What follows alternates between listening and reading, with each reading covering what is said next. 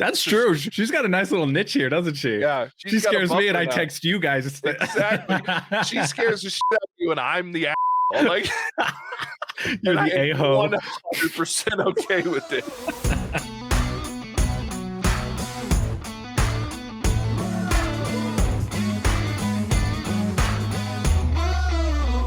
Welcome to the What's Our Verdict podcast, where we fashion ourselves cinematic judge and jury. My name is JJ Crowder. I'm here with my co-host, Mattson.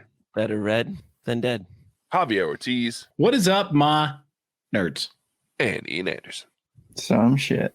We appreciate your help growing the podcast by hitting that follow or subscribe button. Tell a friend about us. Go check out our website, whatsourverdict.com, where you can listen to all of our episodes. Sign up for our newsletter to get exclusive content and updates. Pick up some sweet, sweet merch and interact with us, which we always appreciate. Question we always ask: if you ever find yourself wondering if you spend the time, money, or both on a movie, to help with that question, each week we put a movie on trial, discuss the facts, pass judgment, and let you know our verdict. Today we're reviewing Last Night in Soho. It was released October 29th, 2021. It was written and directed by Edgar Wright. Stars Thomas and Mackenzie, Anya Taylor-Joy, Diana Rigg, Matt Smith, Michael Ahow, and Terrence Stamp.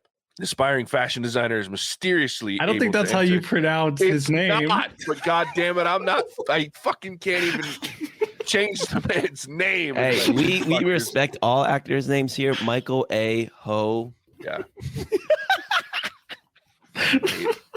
All of you except Ian right It now. sounded funnier when I said it.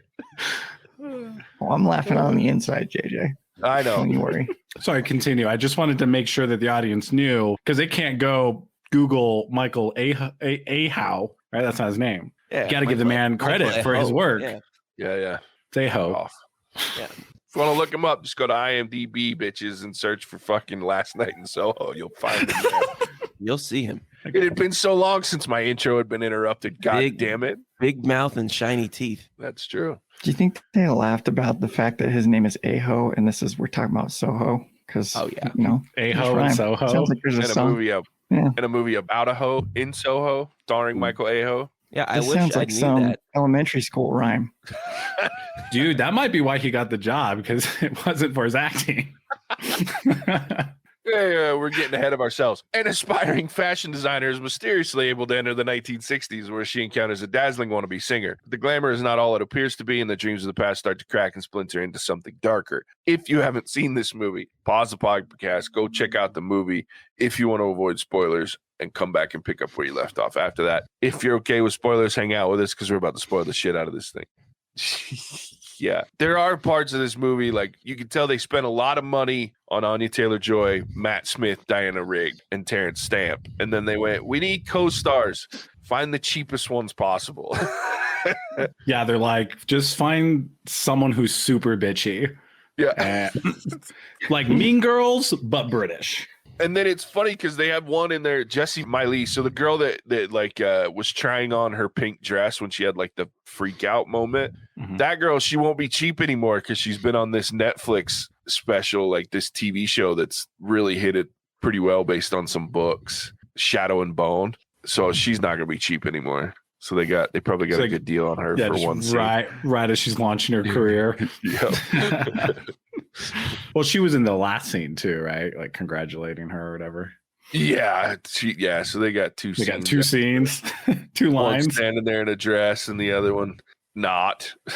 They're just finish it up or whatever. Last Night in Soho. She filmed it before she filmed her TV show Shadow and Bone, which is a good TV show, by the way. If you haven't watched it on Netflix, it's pretty cool. Didn't we try to watch that, JJ? Shadow and Bone? Yeah, I thought we were gonna doing a TV show on that, and then we stopped. No, I accidentally found it. Casey and I were just watching it a few months ago, and I'd never heard of it. I actually went and read all the books after I watched it. That's how good it was. And the books are amazing. I recommend those too. If they weren't, they're young adult novels, so if you can get past some of that, but it's pretty good. I read one of them. It was like a prologue or something. I thought it was terrible. So I didn't read any of the others. TV show? Yeah. So there's like in the TV show, they have that like little gang of thieves or whatever. It was about all of them. And it was it was not good. It was not good. Anyways, Last Night in Soho. Yeah. Last Night in Soho. I wanted to ask everyone here and our listeners, is it common for a bunch of girls to go into a bathroom stall to smoke or do drugs or whatever they do? Why Soho, dude. Why can't you just stand in the bathroom? Why do you have to go into a small stall? I mean, You got to draw the line somewhere if you're going to snort it out.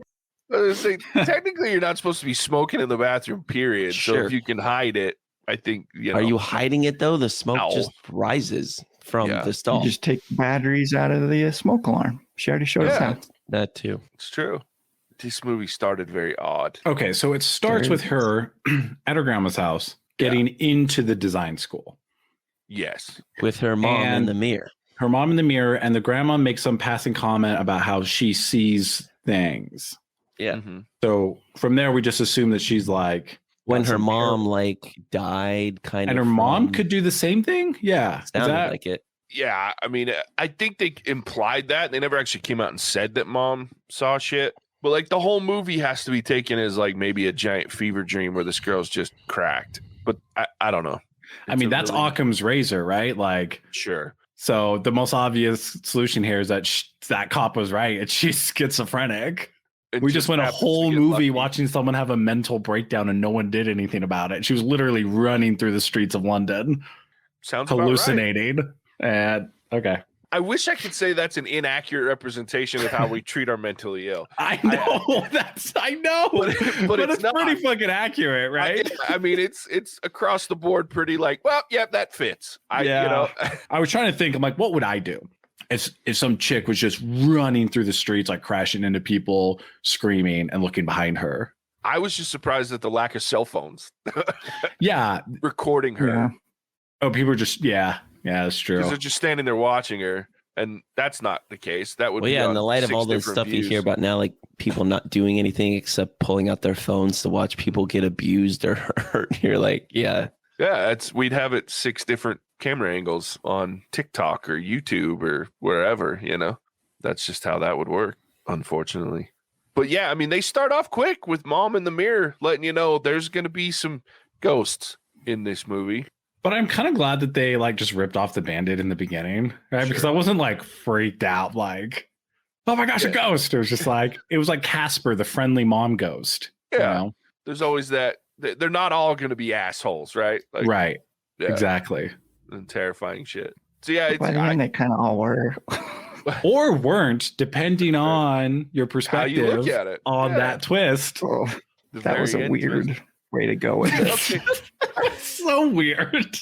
And here's my problem with this movie. Okay, so we go to London, right? She gets her school, she goes to London, and then she has like this moment where she ends up like leaving. First, okay, look, let's back this away from the pervert mention I'm about to get. But my roommate breaks in, starts having sex in my room when I'm trying to sleep during a party. You can go fuck yourself. You're having sex in front of me. I'm not going to sleep on a fucking chair in the middle of a party. People. Yeah. Fuck off. I'm sorry. You just have an audience at that point. I've got sound canceling headphones. I'm facing that wall again. And I'm going to sleep. Yep. Fuck you. You picked the wrong room, motherfucker. I hope you 100% agree. Because I'm not leaving. And she ends up late for her first day of school because this bitch has sex and brings some dude in the room. Fuck you. I don't care. I'm not leaving. Was it a dude? It happened so fast that, I couldn't tell. It was her bitchy roommate and some dude. It did happen fast, though. It's possible that a woman slipped in there. That's fair. I mean, who knows what happened after she left and ended up. Now you're definitely getting the pervert comment. Sure. I'm okay with that. I mean, if I'm staying in the room, the more the merrier. It's whatever. The show's going to only get better with people. Yeah, I was pissed for it. Like, I'm like, why would you leave? I mean, I get you're the mousy, quiet person, but fucking roll over and go to sleep. Like, also, I've been to college. You can't just walk out on your dorm housing situation. There's like contracts in place. You got to find a replacement. Like, because she's like, I got to go find a new place. I think that's indicative of what bothered me about this movie. There's a lot of things they just glossed over and just like, oh, yep, that happened. Like the dead people in the house. We'll get to that at the end. Well, and I think that kind of goes back to the Occam's razor, right? Like this whole thing from a certain perspective could just be a fever dream or a mental break, in which case we might be missing the only thing that wasn't shown in the movie, that being she's sitting in an asylum somewhere. I mean, who knows? I mean, that's not the implication that they give, obviously. But. That's actually a really good point, though, because can I jump to the end? Sure. At the end, after the arc finishes, she has that fashion show. And she has somehow completed her first year of college, even though she got poisoned like the night before an exam or whatever, because everyone was in the library studying. So how on earth do you absolutely tank your entire like first year? Well, I guess maybe it wasn't first year, maybe it was the first semester. I don't know. I just don't understand how you have an absolute mental breakdown and an experience like she did, make it back the same year with enough time to design 3 outfits and just absolutely crush the fashion show at the end of the year. So to me, that's like, maybe she's making this up. You know, maybe she's just super medicated. Well, and let's not even talk about the fact that at the end of the movie, during this scene where she's at the, you know, her own fashion show, mini fashion show for school, all they say is so brave. She's so brave. Nobody mentions what she's brave about, right? So they don't talk about the fact that she went to the police. The police all thought she was nutbags, so they went and did a health check on her. The house she's living in went up and smoked, killed the old woman that was living there, and she tried to stab her classmate in the library.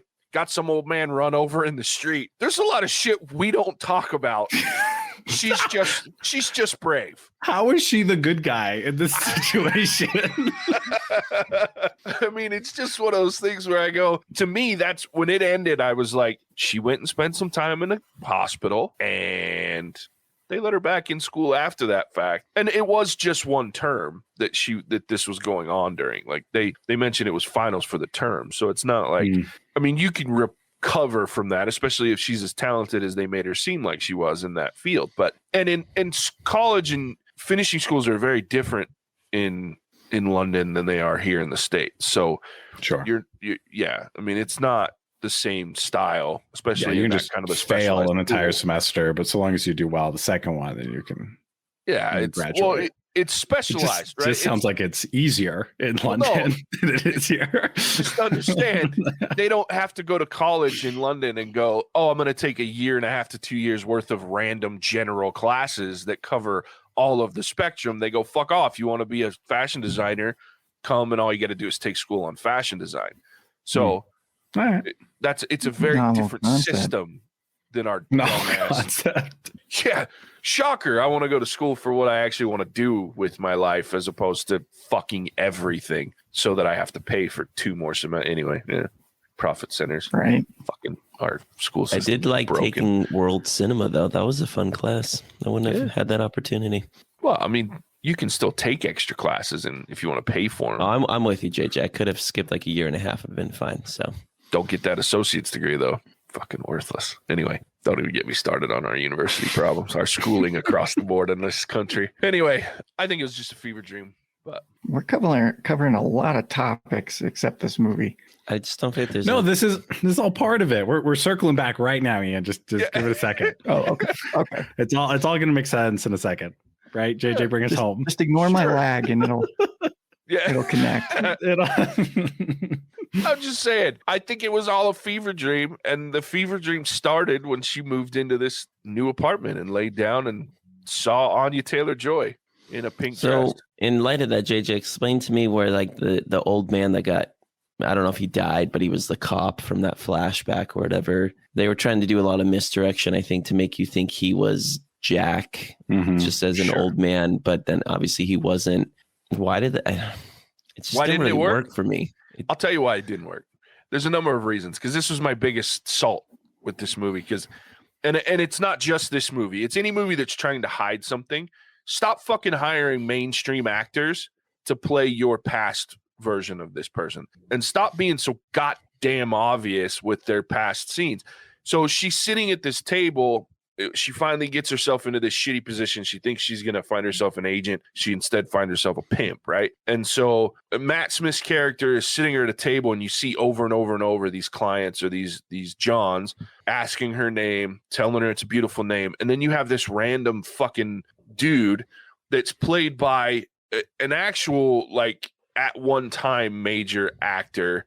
and I'm trying to think of his name, but he was in like the Hunger Games movies. He's done a couple of big movies. The old guy, not Jack? Well, no, Terrence Stamp is a huge actor. I'm talking about the young version of Terrence Stamp's character. You see him one time, he sits down and she goes, I think you're a cop. I think you could be a copper or whatever the fuck it is. And I can't remember the actor's name, but he's a face that as soon as I saw him, I recognized the actor.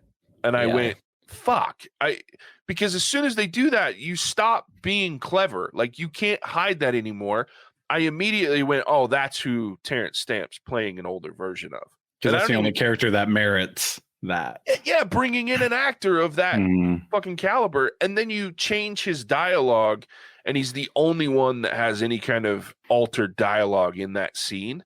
And I'm just like, oh my God. Like, I would have rather you had her get arrested by him and just have it be some random actor. And you just see her get arrested for being a hooker or prostitute, sex worker. I don't want to be disrespectful to our sex workers out there anymore. So you have her get arrested. Don't have it be a mainstream actor. Just laugh, Javier. It's okay. I'm sorry. I was just thinking of GTA, where it's like, I don't know why. My mind just went to that game. So anyway, I also don't want to be disrespectful to anyone. So that's it. That's not PC anymore to call them hookers or even prostitutes. In Amsterdam, they are registered sex workers. Yeah. I mean, I won't go down there. We've already covered a lot of topics. I won't call that one. AJ, let's go down that one. I think it's bullshit that we villainize these sex workers across the board. So look, I thought there was going to be a better story there, but okay. No, I could go into detail, but I'm not going to. So, because that would require me telling a story that's not my story to tell. Yeah. So I don't know. I'm of the problem they telegraphed their twist with him. She also didn't bother to ask his name until after he died. I'm like, this could have been a really easy situation if you just walked up to your boss and was like, hey, Hansy, the old guy, what's his name? And she would be like, Lindsay. And she'd be like, it's not Jack. It's like, no, it's not Jack. Where'd you get that from? Yeah. And they're like, oh, well, I guess I'm wrong. He also acted really weird as well, where they were trying, like, when the first time that's the benefit of being old, Mattson, is you can act that way. That's why I want to be old. Not to be handsy on younger women. That came out wrong. I mean, because you can act odd and people are like, that's just the resident weird old guy. Dude, you can go take a bubble bath in the fucking mall fountain. Exactly. We've talked about this. Telling you, that's what I'm gonna do. They're gonna put you in a psych ward, dude. No, dude. You're gonna come over and they start yelling at you, and all you gotta do is act like you're confused. I don't know where I am. I like marshmallows. You're like, Jeremy? They're not back from the war? They're not gonna take you to jail. They're gonna give you marshmallows and drive your ass home. And probably new pants. Yeah, and the new cop's gonna be like, "Who's this guy?" Oh, that's just old JJ. He comes down and washes his ass every Thursday. He's a great old guy. They don't care. Yeah, being old, just do whatever the hell you want. I'm with you. But no, she should have asked his name. But they just telegraphed it. And I think, like I said, if they could have maybe showed her getting arrested as a sex worker, have him be there, and he's just some random actor. Don't bring in Sam Claflin's the actor's name, and he's uncredited in this movie. So if you're gonna not credit him, you're just gonna bring him in for a face everybody recognizes. Don't telegraph it, because that could have been a cool twist if they had just kept their. So I'm embarrassed to admit I did not see that twist coming. I did think he was Jack. Oh, did you? Yeah, he died. The one that I see the Sandy one. I saw the Sandy one. Yeah, I saw the Sandy one. I saw it not until it was too late. Yeah, then I was like, oh, okay. I should have saw it earlier. Because I immediately started thinking, I'm like, okay, Sandy's not dead, so she's around, right? Yeah. She's like somewhere in this movie. And the only outstanding blonde old woman would have to be the landlord. No, I saw that coming too. And again, this one was... I can forgive that one because you bring in Diana Rigg, and Diana Rigg is just an amazing actress. Rest in peace. I love Diana Rigg. She had a range in this movie. Dude, she is amazing. And I was like, hook like Clint Eastwood in his way. Yeah, that backhand. Seriously. But here's the best part is I was believable because it was a backhand, and she put her entire body into that swing. It wasn't a jab from Clint Eastwood that knocked this kid on his ass. Like, Yeah. The audience can't see you right now. Yeah. Shaking like a leaf. Just some frail old man can't even make a fist. Yeah. No, Diana Rigg, that backhand, she twisted her whole body and just pop. That was great. Yeah. No, I love Diana Rigg. But so I knew you don't hire Dame Diana Rigg for a role that's not going to have a twist to it. So for just a landlady, right? I didn't recognize her. No, sure. Helped. I was obsessed because she was in Game of Thrones for like 3 seasons, and she was absolutely the best character in fucking Game of Thrones. And then she has many, many movies. That's for me to pigeonhole her just to Game of Thrones is kind of disrespectful too, but she's amazing. But I saw that one coming. The one I didn't see coming was her having murdered all of her Johns. I didn't. Yeah. Like that's the twist. When they start showing her like slicing fuckers up at the end, I was like, okay, you got me. Yeah. Didn't see that one coming. But that's where also the suspension of disbelief, like, okay, she killed that many people. Where did these people go? They showed scenes of them being in like the walls and the floor. So these guys came into her bedroom and they were like, oh, it smells great in here. Let's just get it on. Like that's what I was saying. That's where they lost me, because that amount of bodies she killed, like I don't care how you're disposing of them. You're going to get caught. The way that I would believe it is if she started doing house visits, like she went to their houses, killed them in their house, and hid them in their own house. I might be able to believe that. That'd be a lot of housework. You know what I'm saying? But the way that they did it, it's not. I don't care.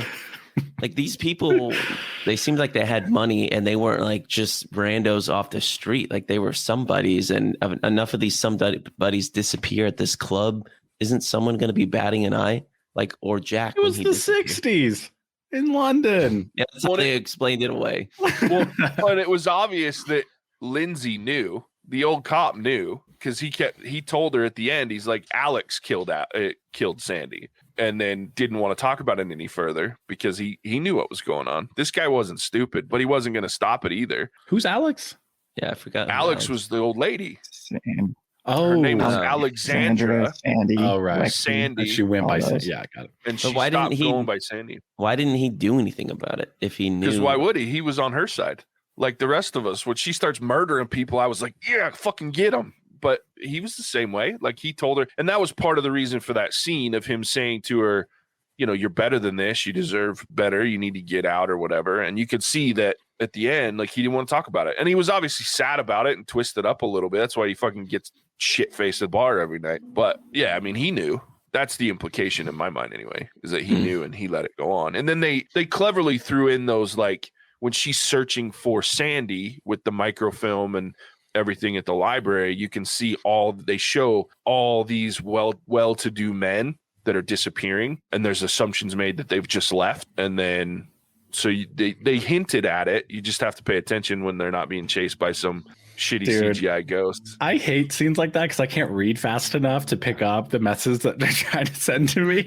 So I'm like furiously trying to read these newspapers, and I'm like, I'm missing what's happening here. Well, the horror people in the future have a scene like that and then do a jump scare like Javier, because he'll be intently looking and then boom, just if they hadn't shown the ghost like creeping up on her, I probably would have happened.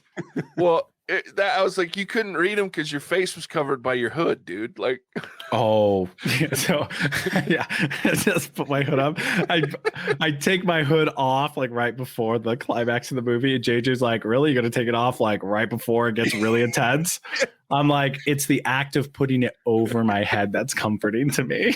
Oh shit! When he had it, he would like grab the side of it, like wrap it over the front of his face. Like, it was the best. And I'm super cool, guys. I promise. I am masculine. I thoroughly enjoyed hanging out with you. Is this the time to hear about this story with Nicole? Oh, no, first I want to tell you what got him in the movie. So he only screamed hard one time, and it was the first time you meet Matt Smith in a scary part.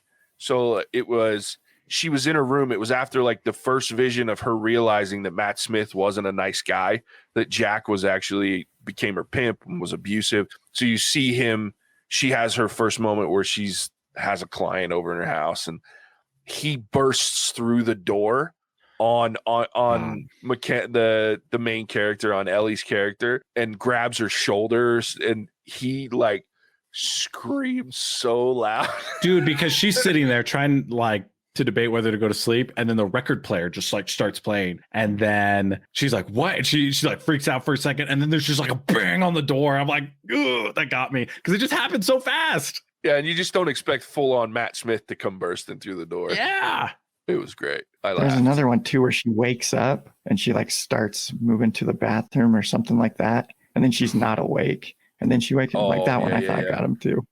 Yeah, that one got him. Was that the one where she looks back and there's ghosts in the room? No, it's like she wakes up from one of the first where it got intense and Matt Smith is coming after her, and then she like gets out or comes out of bed or something, and she gets grabbed, and then she wakes up again. Yeah. Okay. Yeah. Okay. Got me a few times. It got him a couple. It got him in the cars. Every time there's a car. Yeah. Oh man, those cars probably are like 4 for 4 on scares. They were like Fall Guy or that other the Hitman's Bodyguard's Wife, where it's like these cars are just always trying to hit people. Yeah, just coming out of nowhere. Just coming out of nowhere. So I'm at 2 a.m. I'm laying in bed. I get this text. I'm like, what in the fuck? Who's texting me at 2 a.m? I roll over and Javier's like telling me I'm an asshole. Like, I was still awake. He's like, I'm still awake right now because of you jackasses. And I'm like, what the fuck, dude? I was like, come on. And then he tells me, so please tell us what happened, because I want to hear the actual story. Took a very relaxing shower to, get into the mood of sleeping. It is 2 a.m. No one should be awake. And so when I'm walking out of the shower, apparently Nicole needed to use the bathroom. So I'm like distracted by something. I walk out of the bathroom and Nicole's right there. And I have a literal heart attack. I spent all night in the hospital. Dude, I can only imagine you screamed really loud. So I did it. I didn't scream. For the sake of Ace, because I'm telling the story. I didn't scream. I got you. So I need to text Nicole and have her tell me the story. I may have yelled or gasped. Because I have been around you when you scared yourself a few times, and this shit was great. Scared you? Did you freak Nicole out? Did she like? No, because she's a normal person. She's like, I'm going to the bathroom. What the hell's wrong with you? Like, I'm sure she laughed at your ass. Because this is a woman that smacked the window while we were watching a horror movie to scare the shit out of You guys have been terrible influences on her, because I think she gets way too much enjoyment out of this now. I love it. I just think that she now has like a buffer, like she can do it, and you'll still be madder at us about it than her. That's true. She's got a nice little niche here, doesn't she? Yeah. She scares me, and I text you guys. Exactly. She scares the shit out of you, and I'm the asshole. Like, you're the a-hole. 100% okay with it. I fully support it. In fact, that was the first thing I said last night. I was like, give Nicole a high five, because I think that's amazing. You are the devil still. Yep. And I'm okay with that too. Oh, it was great fun. No, I love scared Javier. It's fun. I wish I got that scared, to be honest with you. Like, that's part of the reason is I'm jealous that you have that much of a reaction, because I haven't since I was a child. Like, I love horror movies and I love scary shit, because I like that feeling of discomfort. It is like I would love to be afraid of things, but like I'm a man, so it's like really hard for me to be scared by stuff, because I'm a grown ass adult. But like I really wish I was a little bitch like you. It's just movies. Like, that's one of the reasons I love The Haunting of Hill House so much, because there were moments that actually scared me and made me uncomfortable. Dude, I started watching that with Taylor. I stopped. I was like, this is, because I realized I was like, this is the one that JJ and Javier are talking about. I was like, no, I'm not going to keep watching this. So I will say, it's so good. That's like one of the better plot lines, definitely in horror, but like it's like a good movie, like mystery type story. But dude, it is not for the faint of heart. That show is terrifying. Like, it is bad. Watch it in the middle of the day with all the lights on and the windows open, and you'll be fine, because it's a great story. Armed escorts, right? Great acting. Yeah. Well, I was watching it at 11:30 at night. Yeah, don't like do 2 that. episodes. Yeah. I was like, no, I don't, because then I went to bed and any little shadow, like I was like, I just don't feel comfortable dude, right as now. soon as you meet bent neck lady, that's it. Yep. It's all downhill from there. Literally all downhill from there. But at least you know about the big scare, because I've showed it to you with Javier that it's made him scream and jump 3 times now instead of just once or twice. Dude, I don't know how I keep getting suckered into watching that scene. I don't know if it happens again, I'm not jumping. I'm not even reacting, dude. Yeah, you will. A stoned face. I'm a juggernaut, bitch. I could send you a picture of it and you'd shit yourself just a little bit. You'd pee a little on yourself. I'm going to send you a picture of a dark basement. Fuck off, asshole. And well played if you do. But so back to last night in Soho. I will say that in the meat of this movie, Anya Taylor-Joy and Thomasin McKenzie are very good. They're very enjoyable to watch in this movie, especially Anya Taylor-Joy. I'm not as big, like I don't have quite the love affair as a lot of people that I talk to when it comes to Anya Taylor-Joy. I think she's a really great actress, but a lot of people are just really obsessed with her. And I think what was that X-Men movie that came out that was just absolute dog shit? Yeah, the New Mutants. Like I think that ruined her for me because the movie was horrible. Is she the Queen's Gambit? Yes. Chick? Okay. Yes. And she's amazing in that too. I haven't seen that actually. Oh, very good show. It was just a hard pitch for me to watch a movie about chess. Like, yeah, and it's not really about chess. It just chess is the center of the story. The movie's about her. It's really interesting. No, I've heard really good things. You're talking about Queen's Gambit? Yeah. That's dude, she's the main character. Go in Queen's for Gambit. it. Watch that today. Yeah. It's no, awesome. I know. I've heard really good things about it. It's just like I feel like I got to be in the right mood. That's know. Fair. No, she's great. She's not my favorite, and I think part of that comes down to New Mutants. But she was really good in this. Like she stole every scene. But I also like some of the visuals when you get past the ghosty shit. Like especially that first scene where Ellie is in her shoes and everything's still happy-go-lucky and you're starting to think she's going to become some famous singer. You start the whole dance scene, like where they're kind of swapping around all the time. Oh, that was cool. The visuals for that part was really fun to watch. Like the whole, and then even later on, like when you would see Sandy walking down some stairs and in the mirror you have Ellie in there or vice versa. Like the way they played that was really visually quite cool. I did enjoy that quite a bit. Yeah, I just had with all the mirrors. Yeah, I agree. That was cool. I had a hard time like with the CGI of the ghosts for the most part. Like, I get what they're trying to do with like the blurred faces, but like especially at the end when the house is burning, she's running upstairs and like the hands are bursting through the floor and they're like bursting through the walls. Like it did not look good. No. Like when I said in the spoiler free that it looked like a simulation type rendering of what it looked like pre-production, like like the production crew was like, here's a general idea of what we'd like it to look like, and everyone's like, yeah, let's just run with that. So I don't know, I had an issue with that, but the other parts of like the mirrors and the swapping places, that was cool. I actually enjoyed that quite a bit. No, I'm with you. In the end, I think they hit a certain point and it was like after the old man got hit by the truck and she realizes that she's all fucked up and got this all wrong and she's trying to go home. Like from then on, this movie gets really jumbled. And if it weren't for the fact that sitting on a couch in front of Diana Rigg when she's being simultaneously sweet and menacing at the same time, like the whole ending would have just been the worst. Yeah, if it was less of an actress, right? Yeah. Because Diana Rigg sells that shit. Because you're like, oh, she's making her tea and she's being, oh, fuck, this woman's crazy. Yeah. And you're like, oh, she's scary crazy. So, and she saved the end of the movie to a degree. But like, you're right.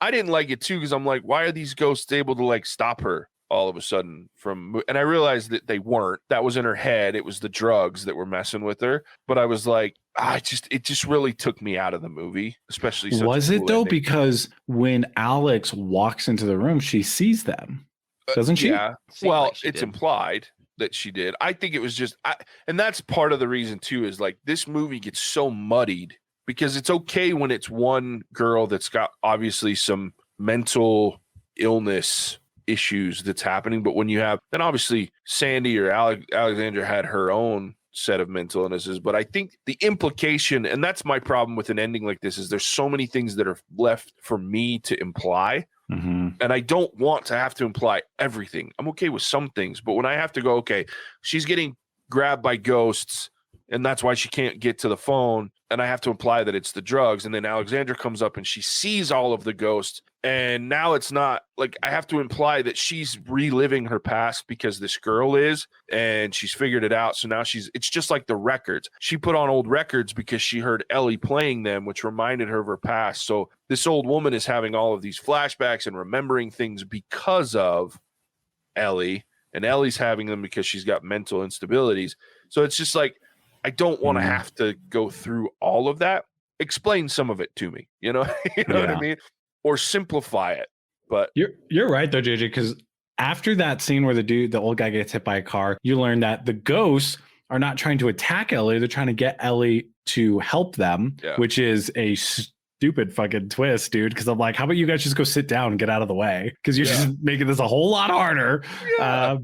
You find out that the landlord is Sandy, and that Sandy killed all of the guys that prostituted her. And is that it? Those, I think, they're the three big ones.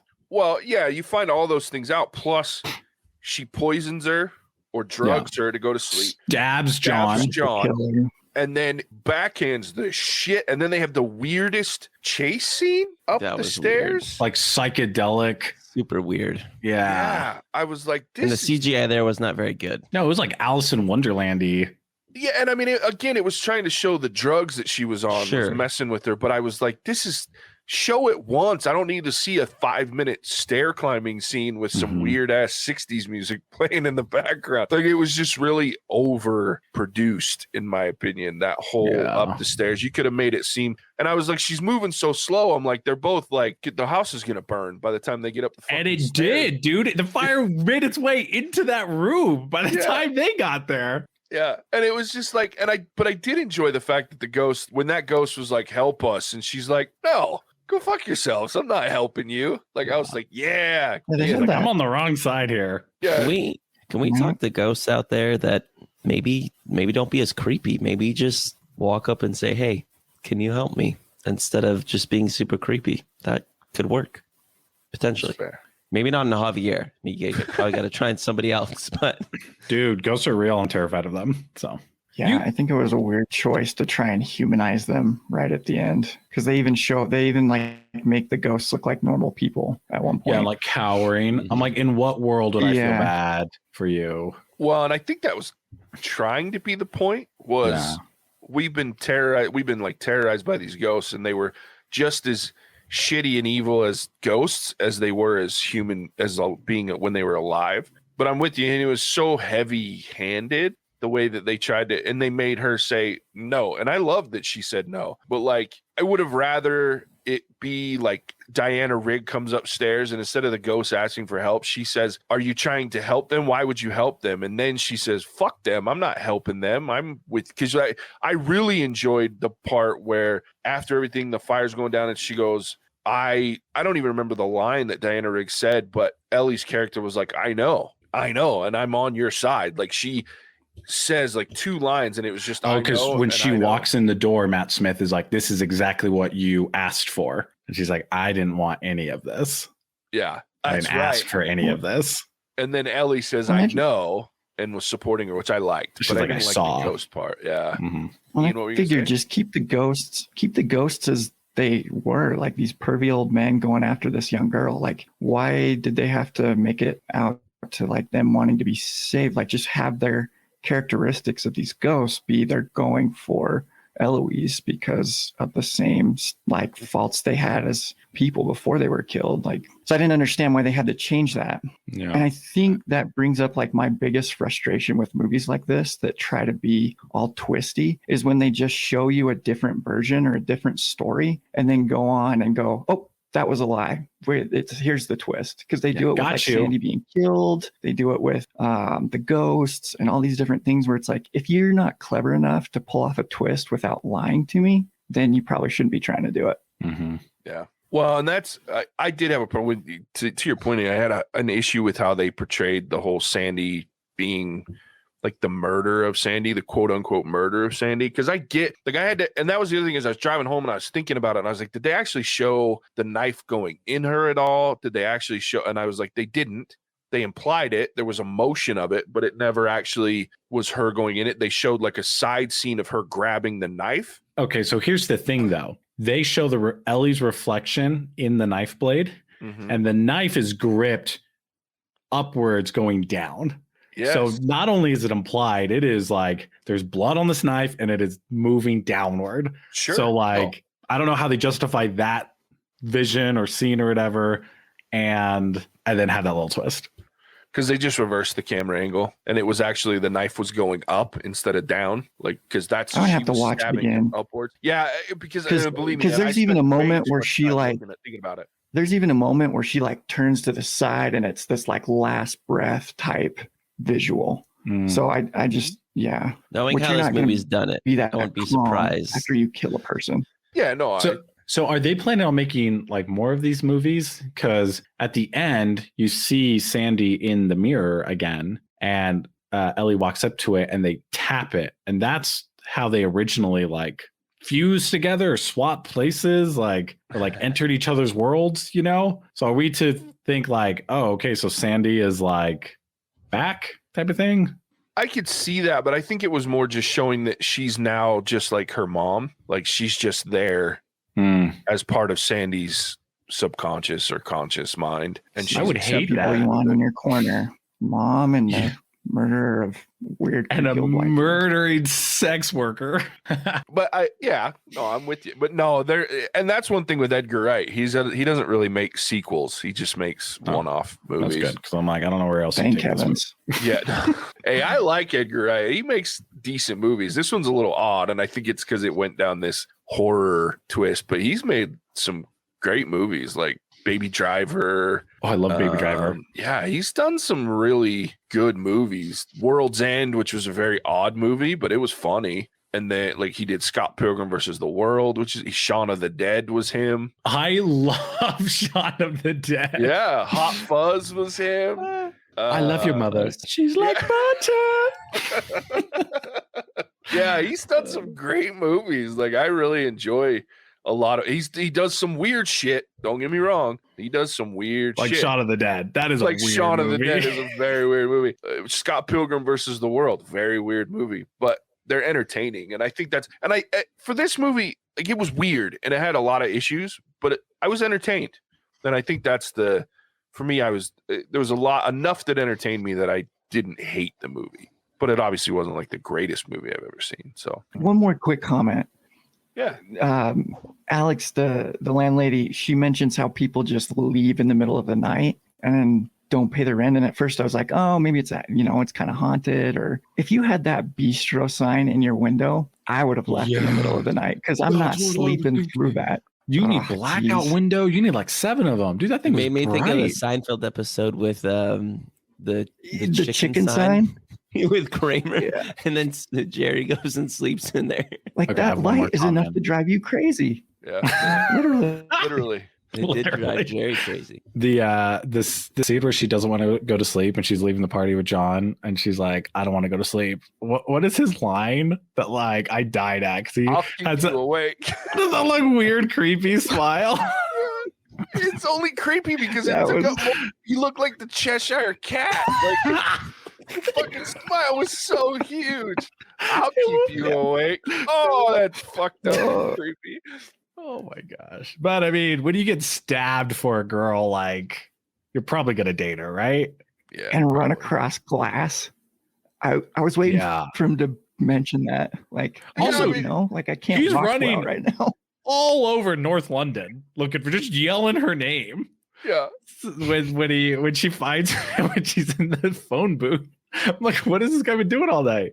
Well, and I'm laughing too because why tell the old lady? I realize you're trying to be nice and you don't want to be that person. And it was such a throwaway line of I would never do that, leave in the middle of the night. And then she's gonna just go get your shit and leave. Like fuck.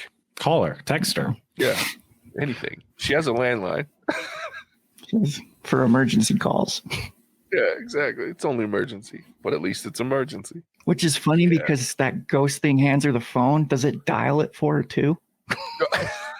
Well, no, she hangs it up after that because she realized they want her to help them, not the other way around. But the house is still on fire. Like you probably should still call. And if we're talking about suspension to disbelief, I can almost be okay. Like I thought, man, that house had to have stunk for a long time. But I had more problem with this girl who was drugged and chased up some stairs, had a slice in her arm, which was probably losing quite a bit of blood considering where the slice was. And she's running through a fire like it's an obstacle course in a house where she's 3 stories up and it would have been full of smoke. She wouldn't have made it down the hall without passing out from smoke inhalation. And then Diana Rigg, this old woman, is sitting on a bed in a room full of fire. And she's just sitting there. Yeah, she'd have been passed out too. Like I'm like, you do realize bleeding from the neck, smoke, right? Like this isn't just like, it was. Yeah, she just cut her carotid and she's just chilling.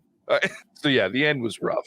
Anyway, all right, should we rate this thing? Sure. All right, I'll start. And I kind of leaned into it right there. I was entertained, and not just by Javier. I thought there was some good story elements to it. I was the best actor in that theater. That could be true. Besides the lady that was sitting next to Casey that just was, they ate an entire bucket of popcorn and I heard every kernel. So really? They're like loud eater. Goddamn. And they kept pouring, like she would empty this like container that she had and he would pour more popcorn in it. And I was like, I'm going to fucking kill you. Anyway, it was rough. But yeah, I was entertained at a lot of this movie. There was some really great acting. Diana Rigg, it's terrible that this was her last performance because she's so amazing. But I'm glad I got to watch her in it. She's awesome. I liked Anya Taylor-Joy in it. I liked Thomas and Mackenzie. I thought those 3 were really good. Matt Smith was in a very small role, but he was very menacing. That man is an interesting actor because even when he plays good guys, like he's creepy. So, and he's probably the best doctor. One of the best about my doctors. boy. He is the best doctor, I think. He's well, really maybe good. David Tennant. David Tennant is, but that's David Tennant's another one that is really fucking creepy, even when he's a good guy. Matt Smith had the best writers in that series. True. That's true. Anyway, that's true. Anyway, neither here nor there. It is a weird movie, and there were issues. The ending was so fucking rushed and overproduced. But the middle part of the movie, I really enjoyed it. I thought it was really fun. I thought there was some really brilliant, stupid performances, like the mean girl roommate was actually really entertaining, even though she had like 4 lines in the whole fucking movie. Yeah. So partway through that movie, when you first meet her, I was like, this chick is my idol. I want to be just like her. And then the second half, I was like, she's the worst human being on this planet. I love her. I leaned over at some point to Javier. I was like, I really like her, but I hope she gets like the most brutal death in this movie. She almost took a pair of scissors to the eye socket. I told Javier, I was like, oh, why do you have to stop her? Because then she'd go to jail. Anyway, I was entertained. For a quick horror movie to go on Halloween, it was fun. It was better than something that you'd get out of like a cookie cutter number 12 of a slasher series that we've all seen before, except maybe Javier. So again, I enjoyed it. It's not anything to write home about, so I'm probably going to give it I'm going to give it a 2.5. Call it good. It was an average horror movie with some cool elements as far as thriller pieces go, but it could have been done way better and could have been a much better movie. So there it is for me. Ian.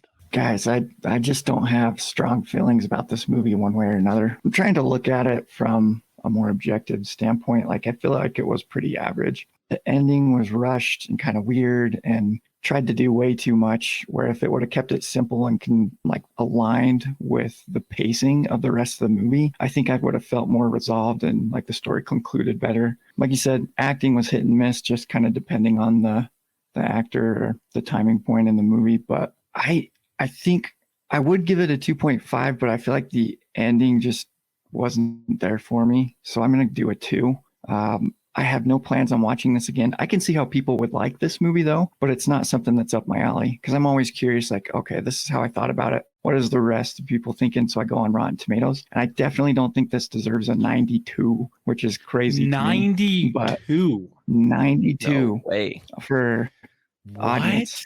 And even the critics was like a 70 something. So I mean, which not to be offensive, makes me wonder if I watched what's wrong with you people? The wrong movie. Yeah, jeez. I love when we insult our listeners. I feel like it keeps coming back. It's this really abusive, toxic relationship where they're really like looking for our approval. Maybe Ian will like this movie. Especially how we are already planning to send ransom notes to sponsors that we're going to release out their brands. Are we the baddies? It's our MO. We might be. I'm okay with that. All right. So yeah, that's where I'm standing. 2, not going to watch it again, but you might enjoy it. You never know. Yeah, and I don't know that I'd watch this movie again. In fact, I don't think I would actively pursue this movie again because I don't think it's worth the twists weren't good enough to make me go, God, I want to relive that feeling of, man, that was such a good twist. Like there's twists out there where you're like, ooh, that was great. One of the best twists ever, The Prestige. Very good twist. I was thinking, because we're in the horror genre, I was thinking the twist in the Haunting of Hill House, because that had probably one of the best twists ever too. Oh, I'm trying to remember what the twist is there, because there's like 100 of them. Bentnet lady. Oh, dude, that twist threw me through a loop, like a freaking paradox loop too. Yeah, it was a good one. That's a great one. Anyway, yeah. So the twists just weren't good enough to rewatch this movie. So, all right, Mattson, what's your rating? I don't have a ton to say about this movie. I'm going to give it a 2. It's entertaining enough. I think if it's just not a genre or movie that is for me. So there's a lot of you out there that it is for. The soundtrack, if you like oldies music, they leaned into it, and I know people that really like that music. I didn't like that. That's another part that I missed when she's stacking the records. I'm like, I don't know any of this. Yeah, but they definitely leaned into that. So for those of you like that, the soundtrack is probably really powerful for those that love it. I think the acting was good. I like people have said before me, the ending, there was a lot of suspension of some disbelief and just felt rushed. I think because they realized, hey, we're getting close to the 2-hour mark. We got to cram this in. We can't be going beyond that. So if you're trying to watch a scary movie, like this wasn't really scary to me. And I guess it was kind of a thriller, but if you're really looking to lean into Halloween and you want more gore, things like that, there's other movies. And if you're looking more for a thriller with some twists, like this movie accomplished some of that. But if I'm going to go see more of a suspense thriller movie, I want to go see what's the one where they white community kidnaps? They don't kidnap, but that girl takes. Oh, Get Out. Yeah, like Get Out. Like go watch that movie. That movie. Go watch The Others. That's a good one. Yeah, like Get Out or The Others, which I haven't seen. Like those are way better movies than Soho, which we just watched. And while I think you'll enjoy it, I think there's better movies out there. So a solid 2. I'm not going to watch this movie again, but it was fun to see kind of a thriller movie in a theater setting because I just don't do that. So, all right, Javier, bring us home. I did not care for this movie. There are problems with the plot, in the visuals, in the acting. Like, I think if it didn't have so many like red herrings of just other things to look at, I think we would be a lot more critical of the errors in this movie. But there's like flashing lights and pretty women, and so it's distracting and fast paced and a little confusing. Anyway, I think this movie has a number of issues apart from it just being in a genre that I absolutely loathe. So I'm going to be generous, and I'm going to give this a 1.5. I don't really think this is worth watching. Like Mattson said, I think if you want to get into the Halloween spirit, go watch the Haunting of Hill House. That's legitimately awesome. Terrifying, but awesome. There's other things to do. This movie, no. 1.5. I'm not gonna watch this again. What kind of stupid ass question is that? Shit's funny. I have to laugh because by the time this comes out, Halloween will be over. That's true. Yeah, on Monday. Next year. It's literally coming out the day after Halloween. But it's not Halloween yet, goddammit. And the spoiler free will come out today. Next week, join us for the Eternals. We'll see how that goes. This movie was really highly rated on Rotten Tomatoes so far. The Eternals, not so much. We'll see how this goes. But it's also getting review bombed on IMDb because of the which one? Marvel actually, the Eternals. So Marvel actually stepped up and has an openly gay couple in this movie, and it's getting review bombed because of it. So no, that's people are lame. Douchebags. So yeah, I'm interested to see this movie. We'll do our review of it next week. Yeah. Mattson, tell everybody where they can find us. Before you can find us, we'd like to thank our unofficial sponsors, Mountain Dew. We've got a lot. Target, AMC. Which I'm forgetting one of them. AMC. How can we forget AMC? And Code Red. Yeah. Go up there and get your AMC membership, because I know I need to, because I need to save money for all the movies that I watch.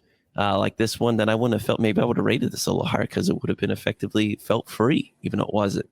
But anyways, we'll see what we unofficially sponsor next week. But thank you all for chiming in. If you want to come find us and listen to us, go on Spotify, Stitcher, other places on social media, Facebook and Instagram, especially Twitter as well. Check us out on whatsourverdict.com. Find out what we're reviewing next besides Eternals the following weeks. I'm excited myself for Ghostbusters. I think that'll be interesting around the Thanksgiving holiday. We are excited to just hear from you, and also buy some merch if you want. You want a good mug. It's getting cold. You want to make some hot chocolate. You want some great coffee. You want that What's Our Verdict logo. It's 22 inches or something, right? Yeah, it's Fuck you. huge.